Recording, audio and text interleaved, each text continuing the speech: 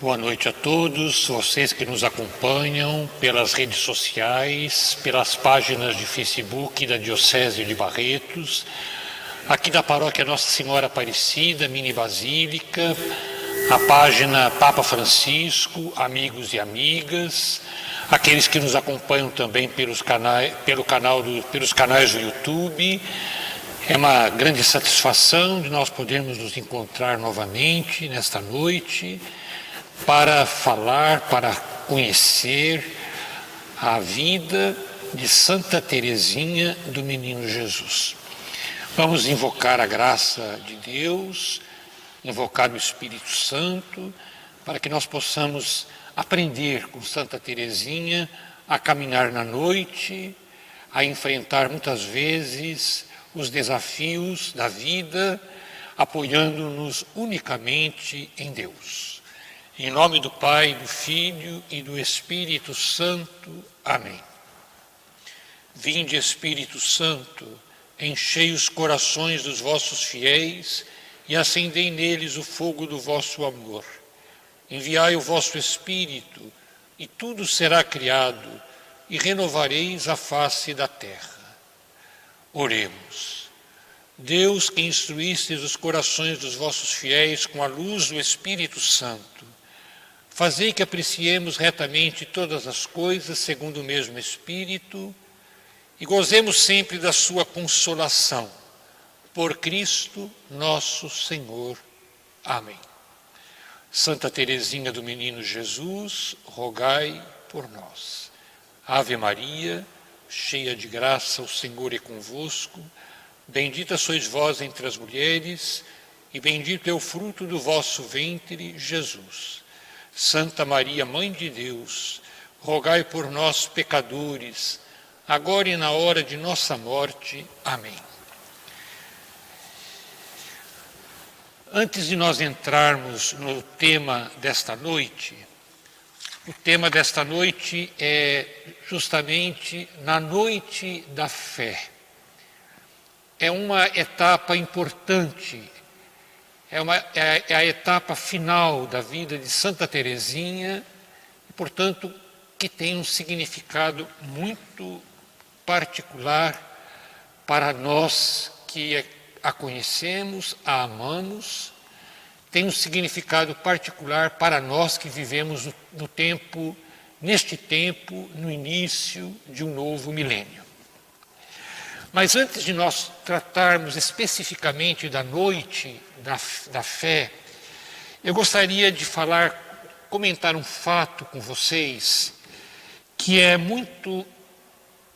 quase que desconhecido, mas é muito importante nós considerá-lo neste momento que nós vamos falar da noite da fé e a semana que vem da doença e da morte de Santa Teresinha.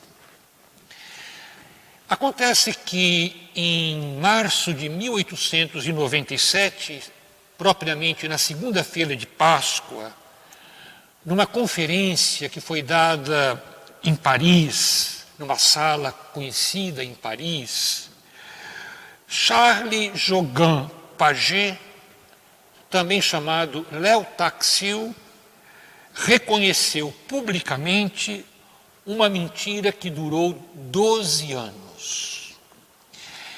É o epílogo de uma história muito confusa, fruto de uma mente extremamente doentia.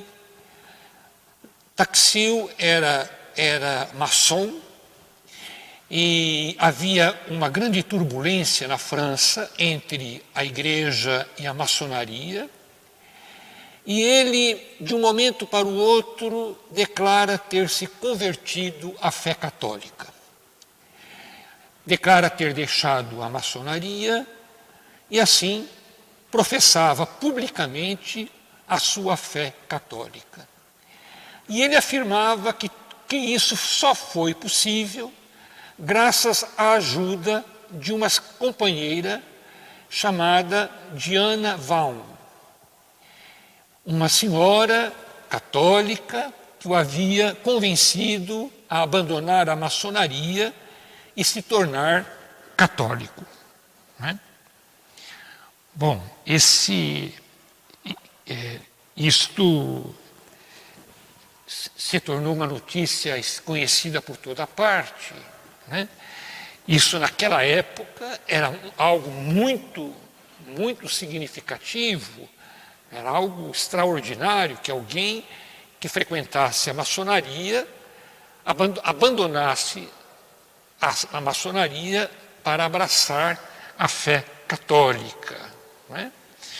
Bom, e nesse período ele escreve diversos livros, ele escreve um tipo de memórias, sempre dizendo ser aconselhado por Diana Vaughan, que se inspirava em Santa Joana d'Arc, né? Bom, essa notícia também chega em Lisieux, e Madre Inês aconselha a Santa Teresinha a escrever uma poesia, né, um poema para Diana Vaughan.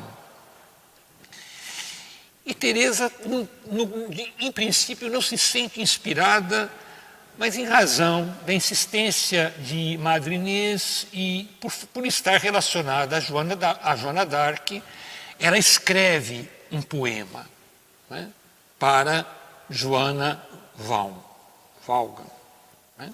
Escreve um poema. No início de 1896, ela escreve uma peça teatral, né?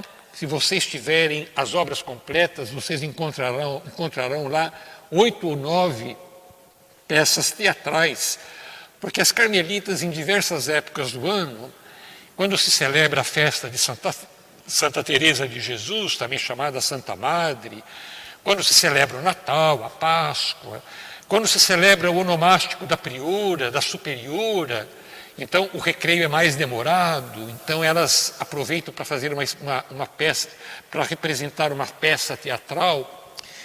Então, em 1896, Teresa escreve uma peça teatral com o título O Triunfo da Humildade, aonde há uma representação numa disputa entre os anjos diabólicos e Diana Vaughan, né? Diana Vaughan, né? Bom, ainda em 1896 circula uma novena eucarística atribuída a Diana Vaughan. E Teresa, inclusive, faz aquela novena eucarística fervorosamente, né? Fervorosamente, né? Bom, acontece que, quando chega 18 de abril de 1897, Léo promoveu uma conferência, um encontro, numa sala importante em Paris, e se esperava que, nessa ocasião, ele fosse apresentar Diana Vaughan para que as pessoas pudessem conhecê-la. Afinal, ela exercia um papel tão importante na vida dele, né? E aí, então, acontece que Léo Táxio diz que tudo aquilo não passou de uma invenção. Na verdade, ele nunca se converteu ao catolicismo. Diana Vaughan era um personagem que ele criou para estimular a fantasia das pessoas, né? A sua conversão, de fato, era uma farsa, né? E a sessão acaba num tumulto, porque, evidentemente, que a maioria daqueles que participavam daquela sessão eram católicos, que estavam curiosos, que queriam conhecer aquela ilustre personagem que dizia que acompanhava Léo Táxio, né? E, na verdade, termina num tumulto, as pessoas ficam perplexas diante daquilo, né? E isso chega a Lisieux, a notícia de que tudo aquilo que se dizia a respeito de Léo Táxio e da Madame Diana Vaughan era uma farsa, era uma mentira, né? Tudo isso, né? E diz que, inclusive, nesta audiência, nessa conferência, Léo Táxil exibiu a fotografia de uma carmelita que ficou tão inflamada com a notícia da sua conversão que lhe enviou um poema e lhe enviou uma fotografia. E ele exibiu essa fotografia nesta conferência. Vamos ver quem que é essa carmelita. É a foto número 5. Né? Esta foi a foto que foi exibida, né, ao público, na audiência, naquela conferência de Léo Táxil, onde ele revela a farsa que ele havia criado, onde ele diz que Diana Vaughan jamais existiu, e onde ele esnobou dos católicos, dizendo: vejam, como que os católicos são ingênuos. Uma carmelita chegou até me enviar a sua fotografia. Né? Ora, então vocês imaginam a repercussão que isso teve em Lisieux, que isso teve no Carmelo, a humilhação que as irmãs do Carmelo sofrem. Teresa, que havia recebido uma carta da suposta Diana Vaughan, rasgou a carta e jogou a carta no lixo. Em diversos textos de Teresa, ela fazia uma referência explícita a Diana Vaughan. Ela apagou todas as referências no texto onde ela a menciona esse personagem. Inclusive no manuscrito B. A semana passada eu disse para vocês que eu traria o manuscrito B, que é a obra-prima de Santa Teresinha. E o manuscrito B foi escrito a pedido de Irmã Maria do Sagrado Coração, vocês se recordam? Inclusive, no início do manuscrito, ela faz uma referência a Diana Vaughan. Né? E a perplexidade dela foi tão grande que ela, inclusive, nos manuscritos, ela rasura o manuscrito para limpar de uma vez por todas as referências que havia a Diana Vaughan, a personagem que foi criada por Léo Táxil. Né? Então, nós podemos imaginar o que isso representou para Santa Teresinha. E nós vamos perceber a gravidade desse fato, porque ele acontece justamente no momento em que Santa Teresinha Teresinha já tinha sinais evidentes de tuberculose, e em abril, já no ano anterior, em 1896, foi quando ela teve as primeiras hemoptises, vômitos de sangue, né? Isso já ocorrera há um ano.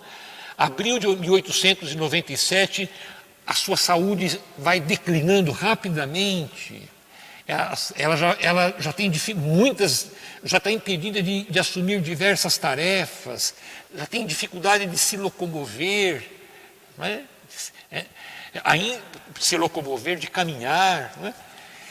E, então, desde abril de 1896, Teresa sofre com a tuberculose, que vai avançando rapidamente, e sofre com uma escuridão na fé.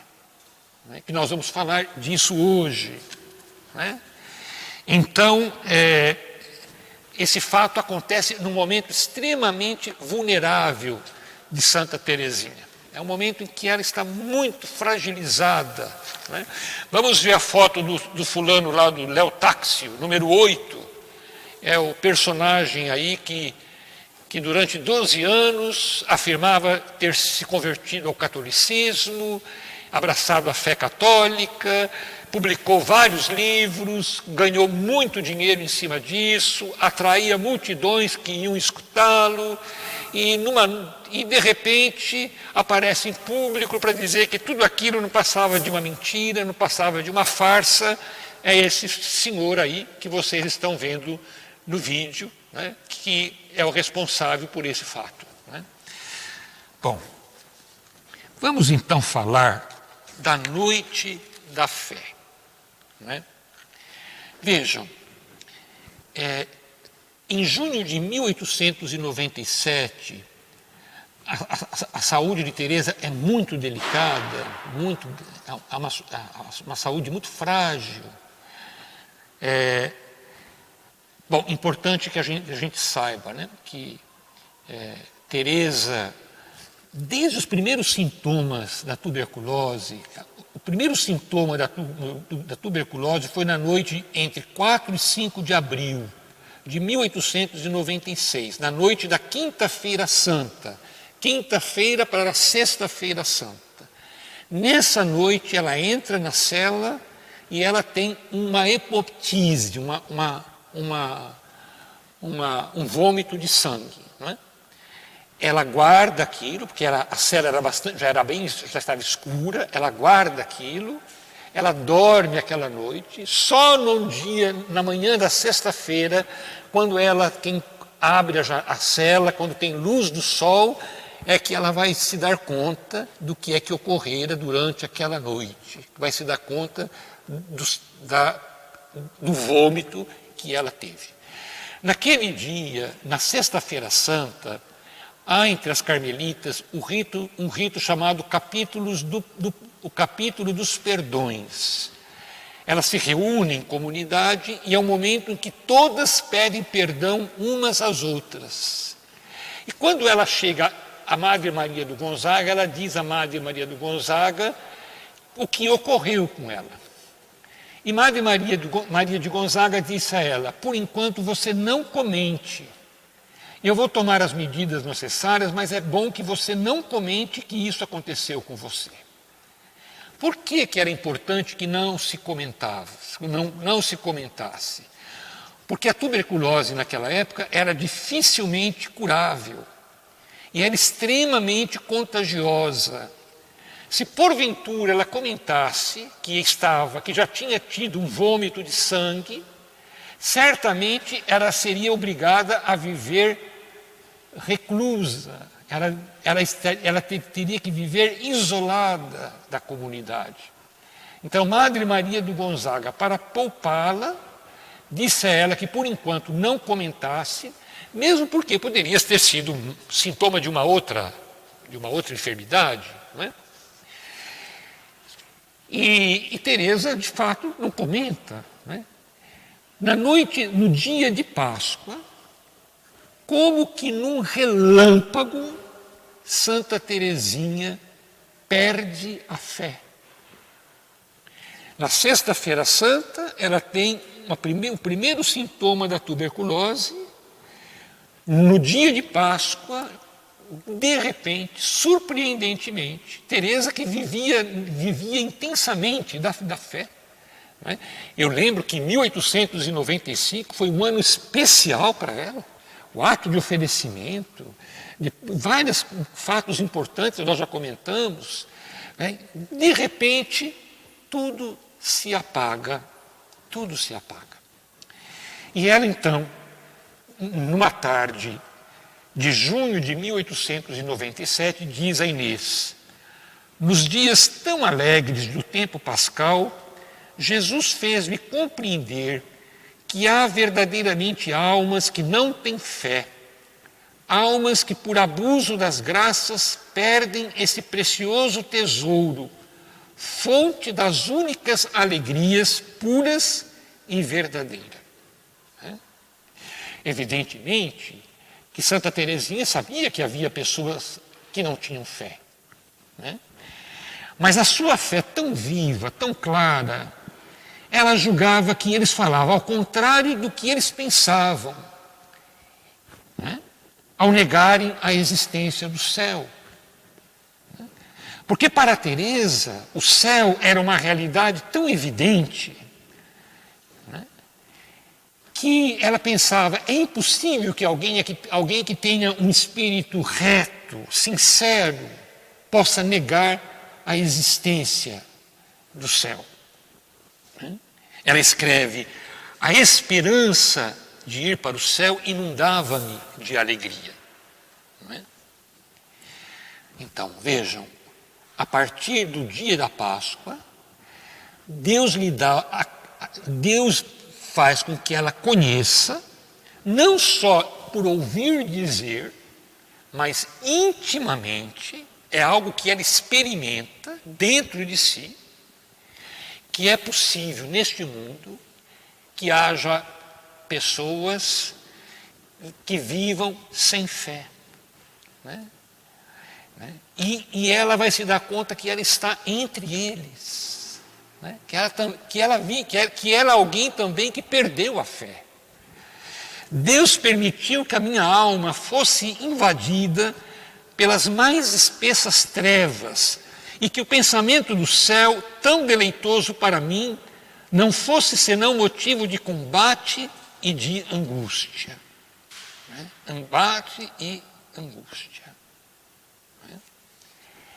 Essa realidade vai perdurar até a morte de Teresa. Essa realidade começou 5 de abril de 1896, quando ela escreve a irmã Maria do Sagrado Coração, os segredos que Jesus lhe diz, ela escreve no retiro que ela faz em setembro de 1896, portanto ela está mergulhada na maior escuridão, e essa realidade vai perdurar até dia 30 de setembro de 1897. 1897. Né? Portanto, ela viveu essa realidade 16 meses, 25 dias, até a hora da sua morte. Né? A gente pode dizer que se tratou de uma provação teologal. É uma provação que Deus permitiu para purificar a sua fé daquilo que havia de demasiado natural, como ela própria vai dizer.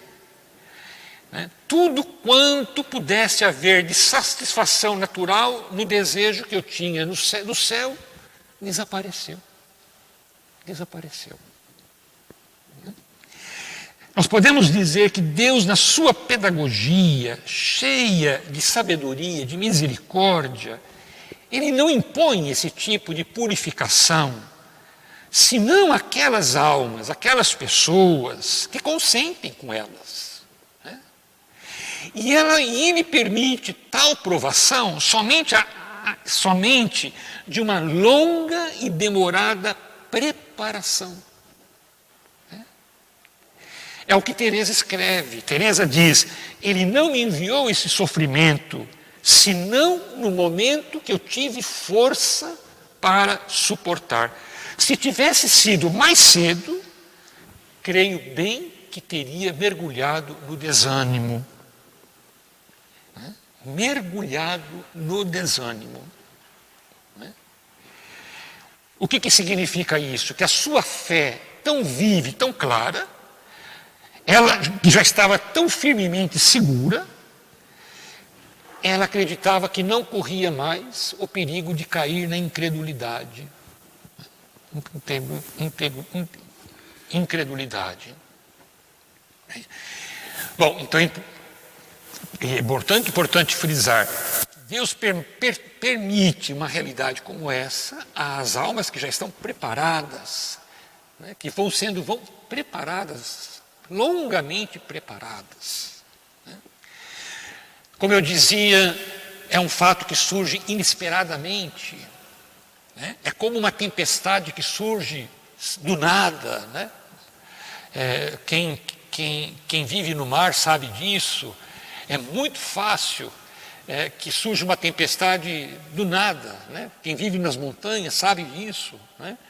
Que é muito fácil uma tempestade surgir de repente. Né? Bom, essa experiência, a noite da fé, surge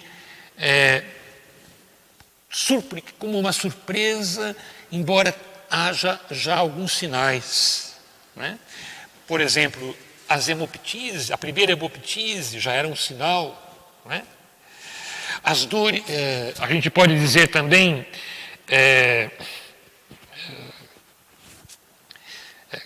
podemos dizer também que,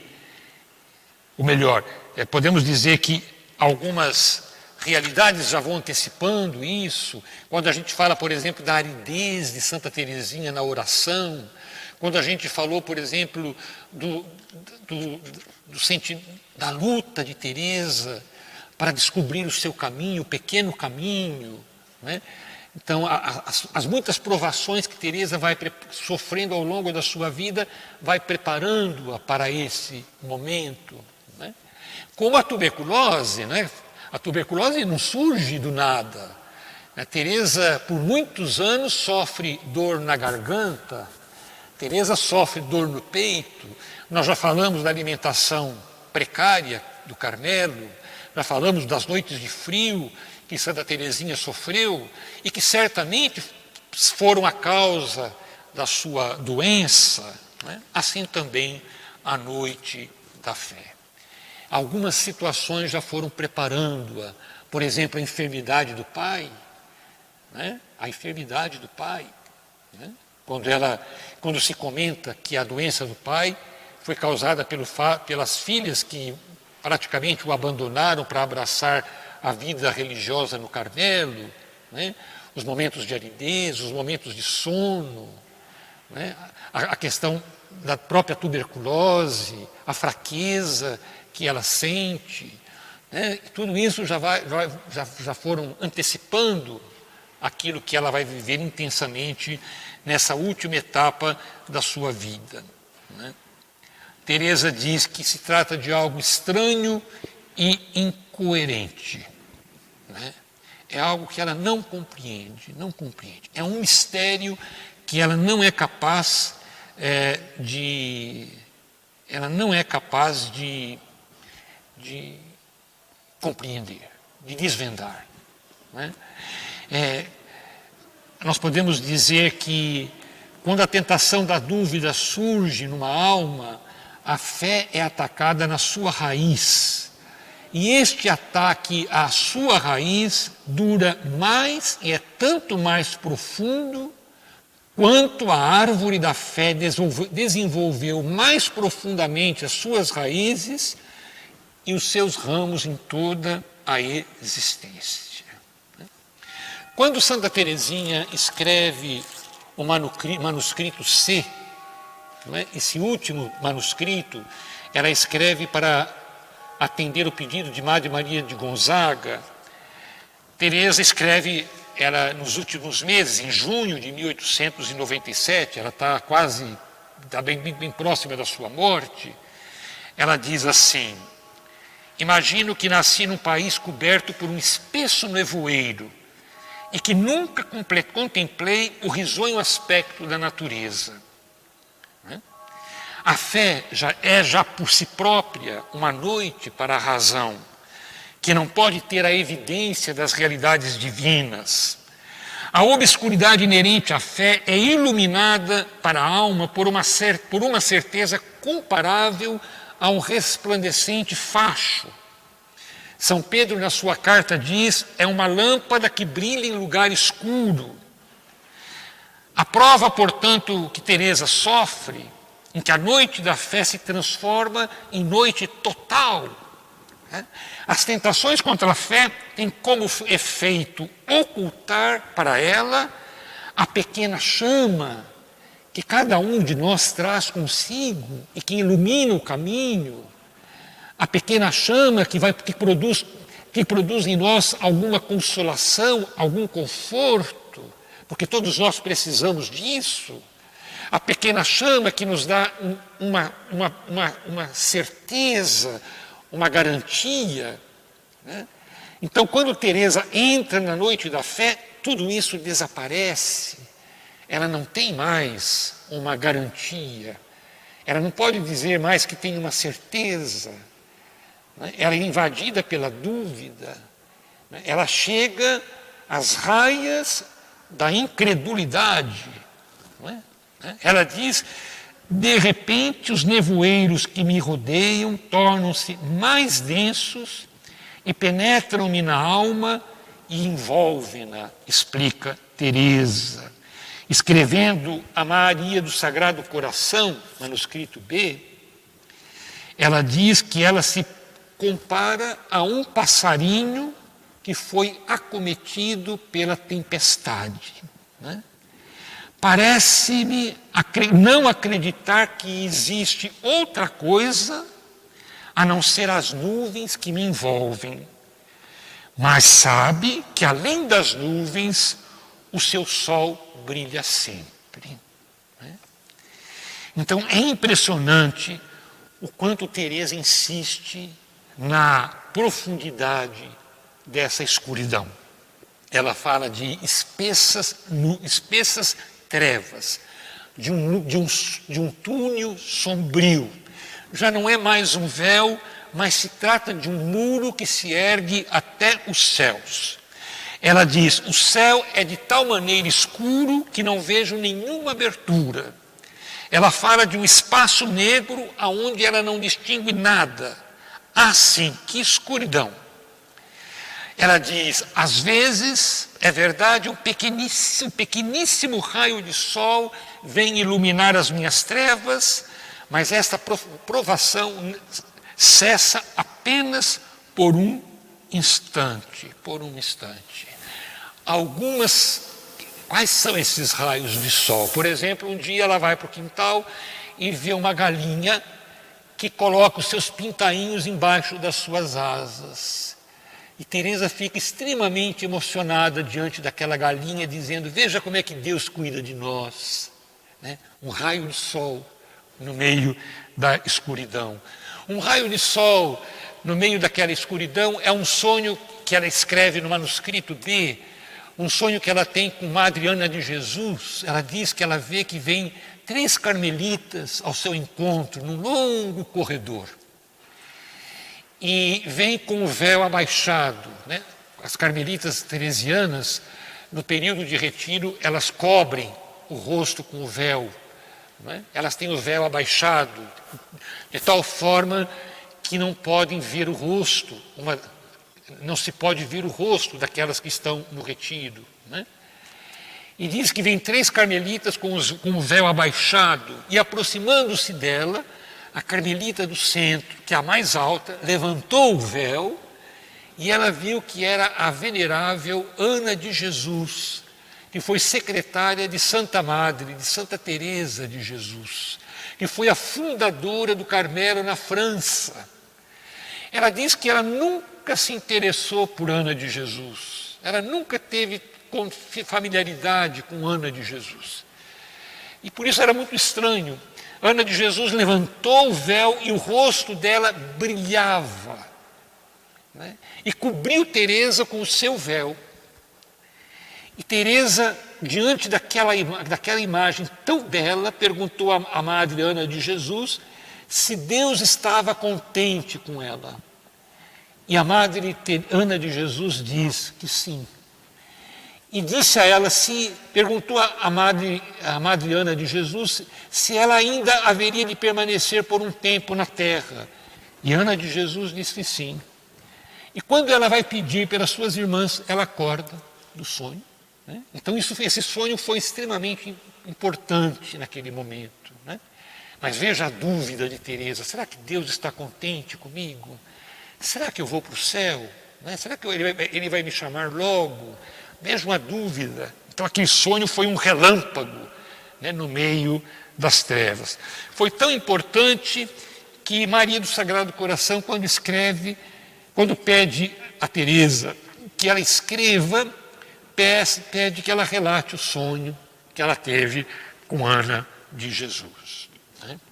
A gente pode dizer também que a noite da fé foi evoluindo progressivamente, até chegar ao máximo da violência.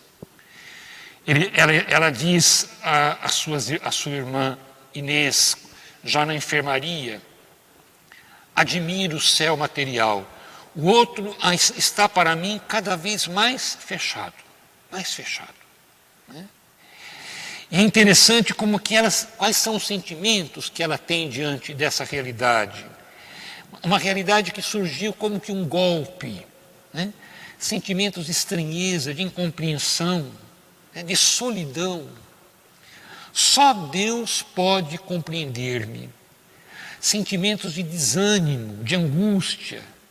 Ela diz que está sentada numa mesa coberta de amargura, aonde ela é obrigada a comer o pão da dor com os pobres pecadores, o sofrimento de tormento interior. Ela tem pensamentos contra a fé, ela diz que há momentos que há pensamentos extravagantes, né? Uma vez ela diz a Inês, diz assim: quando você ver alguém que sofre como eu estou sofrendo, não deixe no quarto medicamentos que possam causar a morte, né? Por que ela disse isso? Porque às vezes se sentia tentada ao suicídio, tamanho era o sofrimento dela naquela provação, né? O que ressoava a ação de Teresa? Teresa escuta, é alguém que diz: alegra-te com a morte, que te dará não o que tu esperas, mas uma noite mais profunda, a noite do nada. O que é a tentação da fé, no fundo, em que consistia, no fundo, a tentação, essa tentação que Teresa é submetida nos últimos meses da sua vida? Essa tentação consistia em destruir o movimento mais profundo da pequena via, do caminho da confiança, do amor, que Teresa descobrira em 1894, quando Teresa confirmara com a entrada de Celina no Carmelo, né? Aquela descoberta que ela faz com o caderno que Celina lhe dá, né? O texto de Provérbios, o texto de Isaías, que fala do amor de Deus como o amor de uma mãe pelo seu menino, pelo seu filhinho, que o acaricia e toma nos braços. Então, o que a noite de fé quer destruir? Quer destruir justamente isso, a certeza de Teresa, a certeza de que Deus a ama. Quer destruir a sua confiança, o seu abandono, a sua entrega, né? O que é que você pensa que virá depois da morte? Você pensa que depois da morte virá o céu? Não, depois da morte tudo vai acabar no nada. O céu não existe. O céu é uma invenção, sua, não é? Essa tentação quase que obriga a Santa Teresinha a reconhecer que neste mundo é impossível chegar a ver a verdade de todas as coisas. Não é que ela negue a ciência um poder ilimitado na descoberta dos segredos do universo, mas ela recusa o suposto que tais progressos possa prescindir da fé. Inês conta-nos uma confidência de Teresa sobre esses pensamentos contra a fé. Isso está no processo apostólico, não estão nas obras dela. Ontem à noite, senti-me invadida por uma verdadeira angústia, e as minhas trevas aumentaram. Não sei que voz maldita me dizia: estás certa de que Deus te ama? Venho dizer-te. A opinião das criaturas não é o que te vai justificar diante dele. Essa tentação não tem o tom de uma burla, de uma brincadeira, mas aponta para algo extremamente sensível para Teresa, o amor de Deus para com ela. Você acredita de fato que Deus te ama? Você acredita de fato que o conceito que as pessoas têm de ti vai valer alguma coisa diante dele? Não é? Teresa, ela sofre uma realidade que nós vamos encontrar e descrita em São João da Cruz. Possa entender bem esse momento da vida de Teresa, nós temos que obrigar a ler São João da Cruz. Subida ao Monte Carmelo, Noite Escura, né? Onde ele fala das noites, a noite sensível, a noite material, a noite espiritual, né? E São João da Cruz vai descrevendo os estados que as almas vivem quando elas são submetidas à noite. E um dos sintomas é a sensação de que ela está perdida, de que ela está condenada, né? É uma sensação que Teresa tem de que ela está condenada, de que Deus a rejeita, que Deus não se agrada mais dela, né? Não se agrada mais dela, né? Em julho de 1897, Teresa dirá: tudo conduz ao céu. O que significa para ela naquele momento o céu? Parece ser essencialmente a eternidade feliz, a vida com Deus. Mas isso supõe a existência de Deus. Algumas reflexões permitem julgar que não pode duvidar, ignorar, né, esta existência. Ou seja, algumas reflexões nos levam a dizer que para Teresa, naquele momento, o céu era uma realidade existente por causa da eternidade da alma, mas não que pudesse contemplar a Deus. Não que Deus existiria e que o fato de poder de deixar este corpo nos permitiria de vê-lo. No fundo, é a sensação: Deus existe, mas Ele não se ocupa de nós. Deus existe, sim, Ele está em algum lugar, mas Ele é indiferente à nossa sorte. É indiferente se nós vamos estar com Ele ou não. Isso para Ele não altera nada, né? Parece que isso ressoa no coração de Teresa, na escuridão da fé, naquele momento tenebroso que ela está vivendo, né? Ela diz: não me resta mais que o amor. Não me resta mais do que o amor. Você se lembra que na semana passada eu comentava comentava algo que o Dr. Pedro Sena dizia a mim, me escreveu. Nesse período, o que sustenta a fé de Teresa? O amor, né? É o amor que sustenta a fé de Teresa. Se a fé sustentou toda a vida e a caridade que Teresa teve ao longo de toda a vida, agora é o contrário. É o amor que sustenta a sua fé, né? Bom, 4 aspectos são importantes a gente chamar a atenção para a noite da fé. Nós vamos falar muito rapidamente, porque o tempo não nos permite. Em primeiro lugar, Teresa resiste sem fazer nenhuma concessão. Né? Em momento algum, ela permitiu que as tentações prevalecessem sobre ela. Então, ela resistiu até o martírio, né?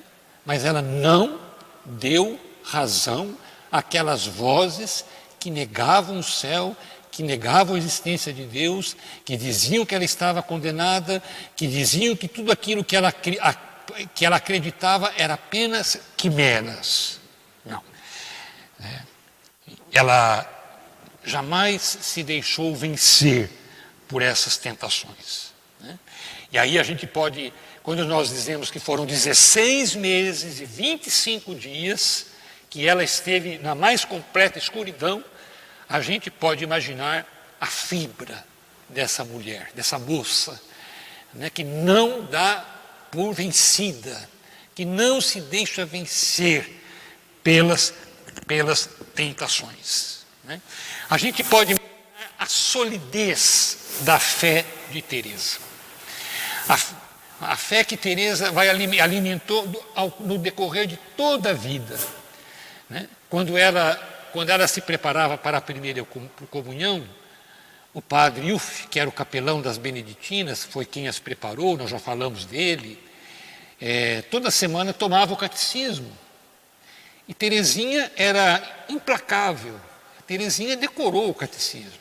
Né? Então, quando ele perguntava alguma coisa para Teresinha já tinha a resposta na ponta da língua. Né? Então, ela decorou o catecismo. Quer dizer, aquilo foi o fundamento da vida dela, né? O que ela aprendeu na sua infância. Teresa, na sua adolescência, pôde ler em casa o livro do abade, do padre Armijon, né? Que fala dos mistérios da vida futura. Esse livro foi extraordinariamente importante. Né? Mas ainda quando ela era aluna das beneditinas, o padre Ilf dizia que ela era o seu doutorzinho. Né? Aqui, meu doutorzinho, o padre Ilf dizia. Porque ela sabia de cor, ela sabia tudo. Né? Então, tudo isso ela teve uma formação sólida, uma formação que lhe deu resistência no decorrer da vida. Né? Que fez com que a sua vigilância fosse inflexível. Né? Não permitiu que ela condescendesse com aquelas tentações tão perigosas que ela sofreu nesses últimos meses. Né? Outra coisa importante, como é que Teresa reagia diante das tentações? Ela criou uma estratégia de fuga. Né? Em cada nova ocasião de combate, quando o meu inimigo me vem provocar, eu porto-me com bravura, ela escreve. Sabendo que é covardia bater-se em duelo, volto as costas para o adversário sem sequer olhá-lo de frente. Né? Olhá-lo de frente. Ou seja, o que significaria aceitar o duelo? Aceitar o duelo consistiria em levar em conta as dúvidas que ela sofria, a entrar no jogo do inimigo, né? A reconhecer o valor das razões que ele dizia possuir, era satisfazer secretamente o instinto da morte, que às vezes impulsiona alguém experimentado a acabar com essas dificuldades com o suicídio. Né? Então, bater-se em duelo, enfrentar a tentação, para Teresa, é capitular, é dar-se por vencida, é ofender a Deus, é um renegar Deus, recusando-se em confiar plenamente nele. É covardia, é trair a Deus, fugir do autêntico combate. Agora, fugir do autêntico combate, por outro lado, mais duro, pois não concede nada à natureza, ao exigir a sua entrega sem condições, é a atitude mais justa e heróica que Teresa poderia tomar naquelas circunstâncias. Né? Então, a cada ocasião, o que é que Teresa faz? Foge do compromisso e da rendição inevitável que lhe é proposta. Pois ela diz, não expor-se ao combate quando a derrota é certa. Então, quando surge aqueles momentos de crise, quando a escuridão se torna mais espessa, quando aquelas vozes ressoam mais fortemente dentro dela, ela foge, ela não dá ouvidos àquelas vozes. Né? Ela diz que nunca como nesse tempo, ela fez mais atos de fé. Né? Senhor, aumentai a minha fé. Né? Então ela foge usando-se de que artifício? Fazendo atos de fé. Eu creio, Senhor, mas aumenta a minha fé. Eu creio, Senhor, não deixa eu vacilar na minha fé. Né? É o recurso que ela tem, né, para poder enfrentar a tentação quando a tentação a cerca. Não é? Isso porque porque ela não quer ofender a Deus. Não é?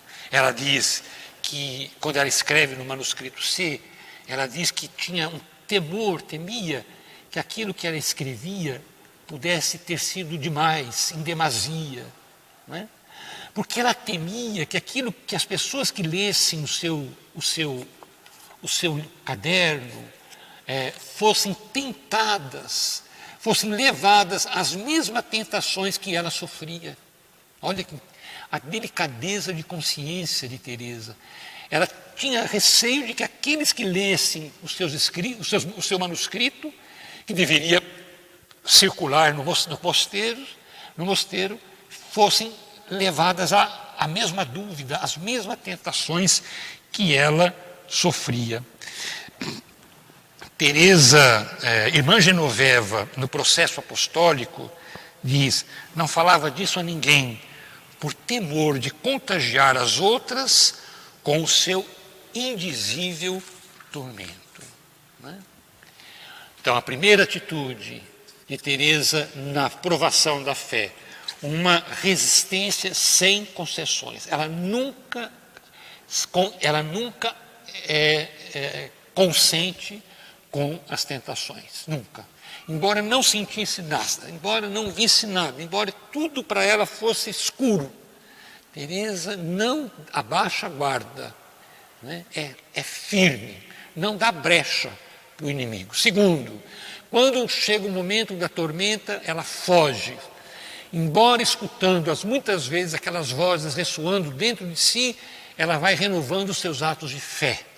E terceiro, Teresa não se contentou em resistir energicamente aos assaltos, nem usou a sua tática de fuga, senão para atacar, por sua vez, afirmando deliberadamente a sua fé na verdade que estes pensamentos procuravam induzi-la a negar. Olha o que ela escreve: em cada nova ocasião, corro para o meu Jesus e digo-lhe que estou pronta a derramar o sangue até a última gota para confessar que o céu existe. Não é? Creio ter feito mais atos de fé de um ano para cá do que durante toda a minha vida. Toda a minha vida. Não é? Quando nós lemos os últimos colóquios, que se encontram nas obras completas, nós vamos ver que Teresa vive uma situação de paradoxo. Há um grande conhecedor da espiritualidade de Teresinha, que é o padre Maria Eugênio do Menino Jesus. Tem publicado no Brasil várias obras dele: Quero Ver a Deus, Ao Sopro do Espírito, Teresa de Lisieux, doutora, acho que é doutora do amor, publicadas pela Paulus, a Virgem Maria, mãe, sempre mãe, nossa mãe. Então, Frei Maria Eugênio, ele faleceu em 67, e ele nas suas obras fala que nós podemos viver uma antinomínia, né? Antinomínia. É difícil traduzir essa palavra. O que é isso? É uma sensação contraditória. Então ele diz assim: Jesus no Horto das Oliveiras, ele tem diante de si a Trindade, e ao mesmo tempo soa sangue. É preciso que um anjo conforte, é preciso que o socorro dos discípulos, embora ele visse o Pai, ele estivesse mergulhado na Trindade. Então, a mesma coisa é a Teresinha, não é, Teresinha? Ela vive um paroxismo, uma situação antinômica, contraditória, não é? Como fala o padre Maria Eugênio. Não é? Uma situação que a leva a dizer: ah, meu bom Deus, sim, Ele é muito bom, eu acho muito bom. Isso ela fala na tarde do dia 30 de setembro, na tarde que antecipou a sua morte. Não é? Pois bem. Então vejam, é uma realidade um paradoxo, contraditória que Teresa vive. Né? Há outros momentos, há momentos na vida de Teresa, nesse período, que ela diz: quando estiver no céu. Né? Ela nunca deixou de fazer o sinal da cruz, mesmo que isso lhe custasse imensamente. Ela muitas vezes beija o seu crucifixo, muitas vezes beija o crucifixo com ternura, né? Com ternura. Ela pedirá que lhe seja administrado o sacramento da unção dos enfermos, que lhe foi concedido no dia 19 de agosto, festa de São Jacinto, e ela ofereceu aquela comunhão pelo frei Jacinto Loazon, nós já falamos dele, não é? A partir dessa data ela não comunga mais, porque ela não tem mais condições sequer de engolir um pedacinho, mesmo que fosse pequeno, da Sagrada Comunhão. Não é? Da Sagrada Comunhão. Teresa tem consciência de que ela não pode esperar a ajuda das pessoas. Numa das vezes que ela confessa nesse período com o padre Uff, que era um dos confessores das Carmelitas, ele lhe diz: não se detenha nisso, pois é muito perigoso. E Teresa comenta isso com Inês, e Teresa diz: olha, não é nada consolador a gente ouvir isso quando a gente vive um momento tão difícil como é viver a noite da fé. Né? Teresa diz: só no céu teremos a verdade de todas as coisas. Era impossível. Por isso ela diz, por isso ela se esforça, embora não tendo o gozo da fé, procuro ao menos realizar as obras da fé. Olha que interessante. Ela não tem o sentimento da fé, ela não experimenta a fé, mas ela não deixa de praticar as obras da fé. Né? Na sua luta, Teresa não titubeia. Em cada ocasião de combate, corro para o meu Jesus. Por outro lado, vemos como mostra sua capacidade para se servir dos acontecimentos, das menores ações, para se elevar a Deus. Ela tem a arte de viver o instante presente, o momento presente. Ela concentra toda a sua atenção no momento que vive, no momento presente. Né? Ela diz assim: só sofro um instante, porque ao pensar no passado ou no futuro, nós nos desanimamos e desesperamos. Né? Por fim, Teresa vive a sua noite da fé no abandono em Deus. Né? Ela diz, ela tem certa consciência de que ela não chegaria a tanto, não seria capaz de viver a noite, esse momento de noite, de escuridão, de trevas, de tentações, de dúvidas, se não fosse sustentada pela graça de Deus. Não cesso de dizer a Deus: ó meu Deus, eu vos suplico, preservai-me da desgraça de ser infiel. Isso, aqui nós temos então uma amostra original da pequena via. O que consiste a pequena via? Permanecer pequena, ou melhor, não atribuir a si nenhuma virtude, não ser capaz de julgar, não se julgar capaz de realizar pelas suas próprias forças o que quer que seja. Pelo contrário, reconhecer a sua radical pequenez e servir-se dela para esperar tudo de Deus. Teresa diz, nesse período: não posso apoiar-me em nada, em nenhuma das minhas obras para ter confiança. Nunca me apoio nos meus juízos, sei como sou fraca.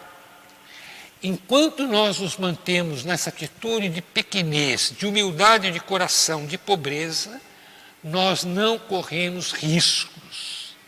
As provações que necessariamente nós temos que sofrer são sempre medidas por Deus, que não permite que sejamos tentados acima das nossas forças.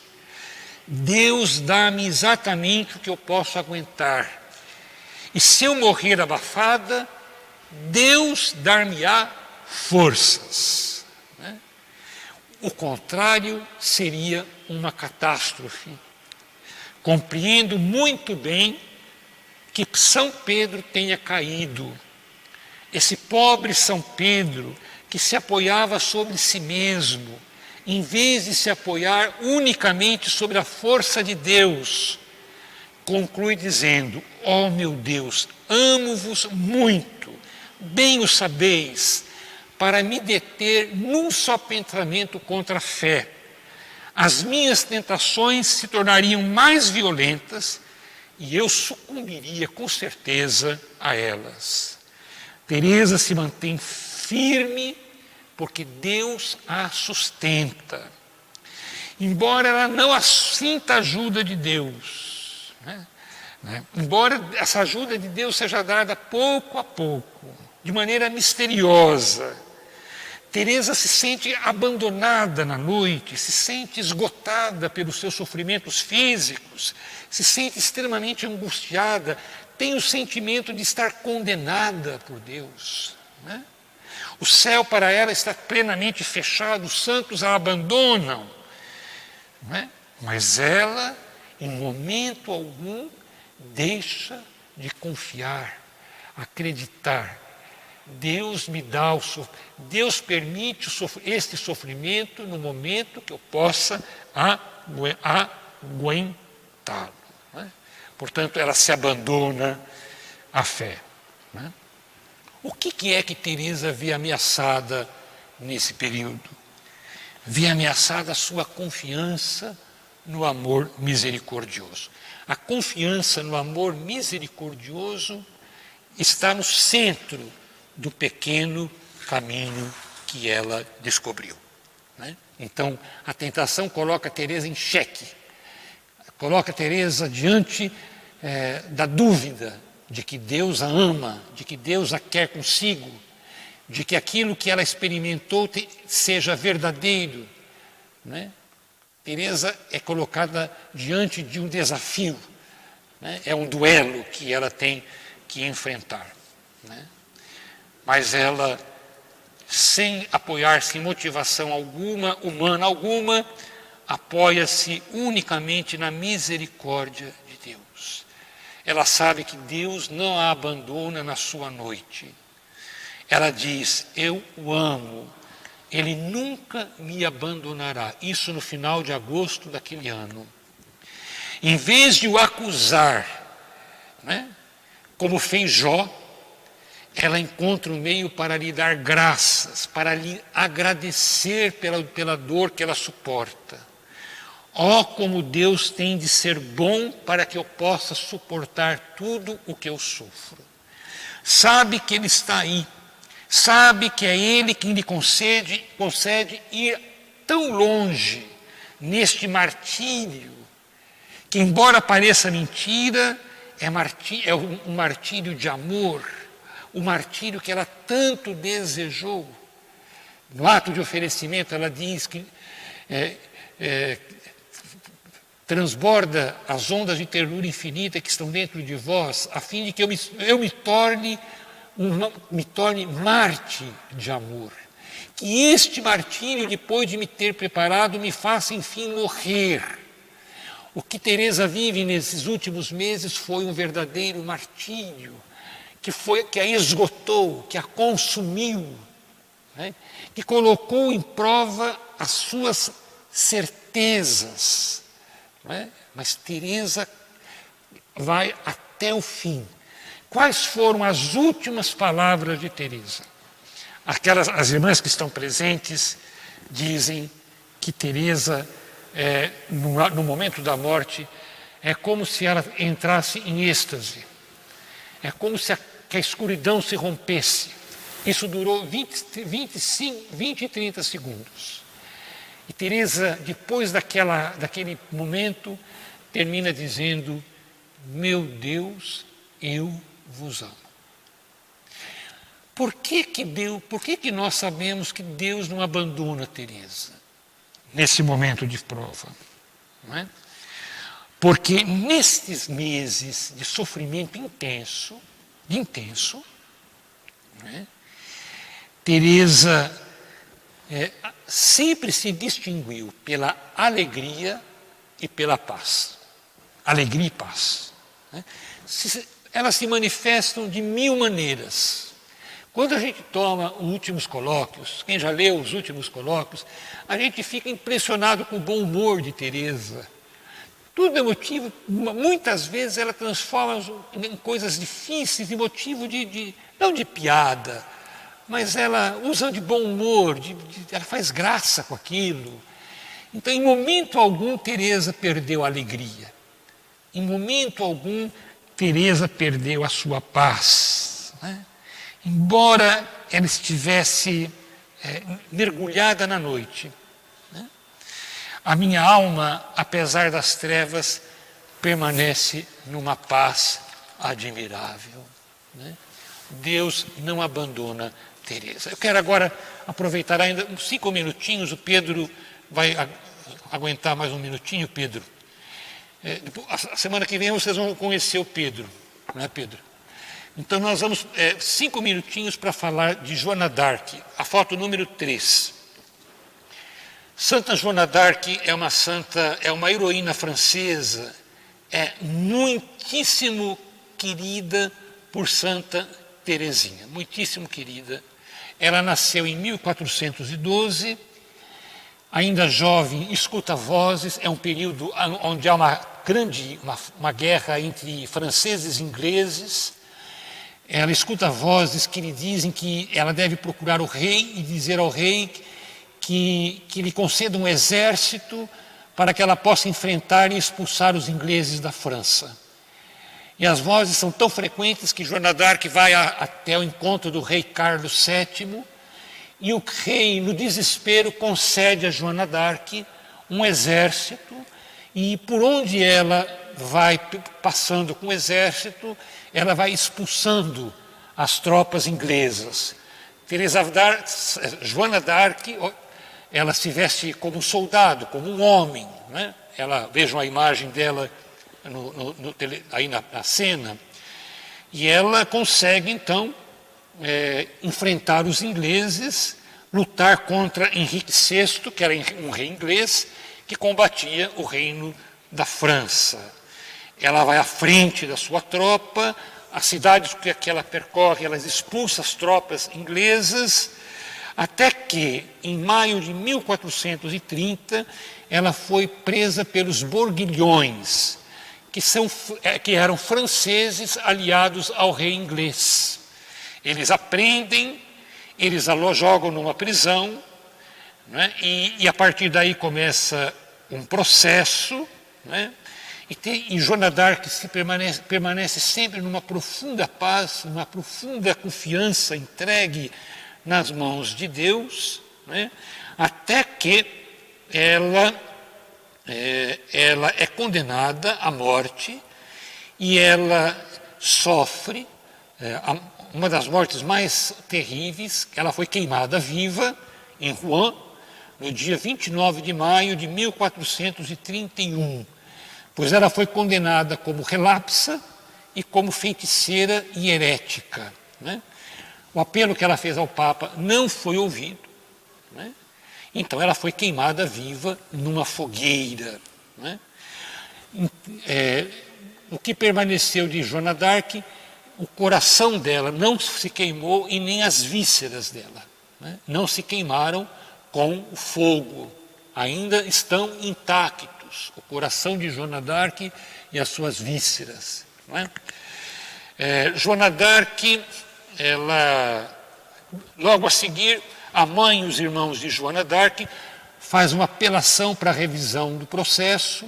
Há um novo Papa, é o Papa Calixto II, é feita uma revisão do processo, e em 7 de julho de 1456, o julgamento de Joana d'Arc foi declarado falso. E houve em Rouen, onde ela foi queimada viva, cerimônias expiatórias, quando expiatórias para reparar a sua morte. Ela foi declarada venerável aos 27 de maio de 1894, beatificada em 18 de abril de 1909 e canonizada no dia 16 de maio de 1920. Santa Teresinha tem uma verdadeira paixão por Santa Joana d'Arc.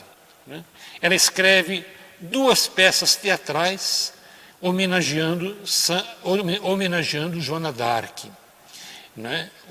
Joana d'Arc. Ela escreve um cântico para obter a canonização da venerável Joana d'Arc. Ela escreve uma peça que foi apresentada em 21 de janeiro de 1894, a Missão de Joana d'Arc, e ela ainda prepara uma segunda peça, escreveu uma segunda peça, Joana d'Arc cumprindo a sua missão. Então nós vamos ver algumas fotos de Santa Teresinha representando Santa Joana d'Arc. Vamos ver a foto número 1, ou melhor, número 4. Então vejam, aí nós vemos Teresinha vestida como uma heroína francesa. Então vejam, sobre o véu colocaram uma peruca, é a peruca que Teresa tem sobre o seu véu. Sobre o hábito, elas fizeram algumas flores, flor de lis, é a flor que simboliza a realeza francesa, e colocaram presas no hábito, sobre o hábito. Uma carmelita jamais tira o hábito, e muito menos o véu. E sobre o hábito colocaram como que uma armadura de papel iluminado. Vocês veem aí um papel iluminado. Então Teresa, nessa peça, representa Joana d'Arc. A número 7. Há uma cena em que Santa Margarida vem em socorro de Santa Joana d'Arc. Então Celina representa Margarida e está socorrendo Santa Joana d'Arc. Vejam aí a foto 14. É uma visão mais ampla, o fundo onde foi feita a cena de Santa Joana d'Arc. Agora, a foto número 5 a gente já mostrou, mas é importante vê-la. Agora, vejam as imagens de Teresa durante a apresentação que ela faz, as apresentações que ela faz. A foto número 9, vejam, olhem a expressão de Teresa durante a foto. A número 10, vejam o olhar de Teresa. Vejam aí a foto 13, Teresa representando Santa Joana d'Arc. Vejam, ela está de véu, ela está de touca, ela está de hábito, sobre o véu uma peruca, sobre o hábito aquela armadura de papel iluminado e flores no hábito, a flor de lis que simboliza a realeza francesa. Vejam aí a foto 15. Então vejam as expressões de Santa Teresinha quando ela representa Santa Joana d'Arc. Bom, eu quero ainda recomendar a vocês aquele texto do Dr. Pedro Sena, publicado pela Cultor de Livros. Eu dizia que ali tem uma fonte extraordinária para poder conhecer Santa Teresinha. Agora me falha a memória, o nome do livro. Olha lá, Cultor de Livros, aquele lá. Teresa, Santa Teresinha de Lisieux, uma jovem doutora. Então, esse livro, quem tiver oportunidade, não deixe de adquiri-lo, não é tão caro. E ali tem uma concentração de informações que nós não encontramos no Brasil. No português, na língua portuguesa, nós não encontramos a fonte, aquilo que o Dr. Pedro apresenta aí. E quero fazer também a divulgação do Reflexo da Glória Divina, um pequenino livro. Quem quiser adquirir, entrar em contato aqui com a Mini Basílica, que tem ainda um número razoável de livros à disposição. O preço desse livro é R$15. Então, quem desejar, entre em contato pelo e-mail, pelo telefone, com a Mini Basílica e poderão adquirir o Reflexo da Glória Divina, que tem muito de Santa Teresinha. Nós vivemos hoje também uma noite na fé.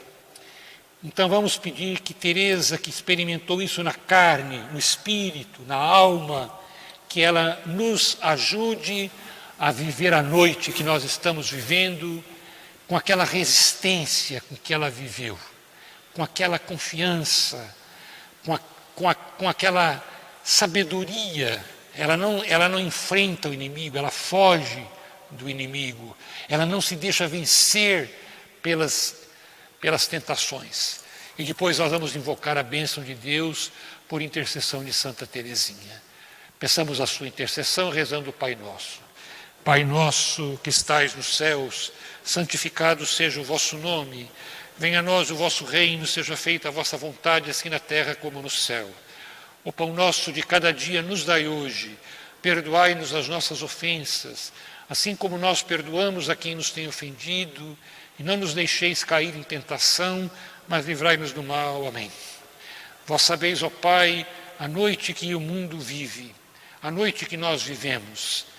Não só somos vítimas da pandemia, mas somos vítimas do ódio que atenta à fé. Somos vítimas da violência, que hoje se aproxima aproxima e envenena as muitas religiões no mundo. Vivemos uma noite onde falta-nos muitas vezes aquela pequena chama da certeza e da garantia que nos vem da fé. Desperta no nosso coração a confiança e o abandono, a fé verdadeira, a certeza de que jamais nos abandonais. Por intercessão de Santa Teresinha, abençoe-vos Deus Todo-Poderoso, Pai, Filho e Espírito Santo. Amém. Boa noite a todos. Até a próxima semana, se Deus nos permite nos encontrar.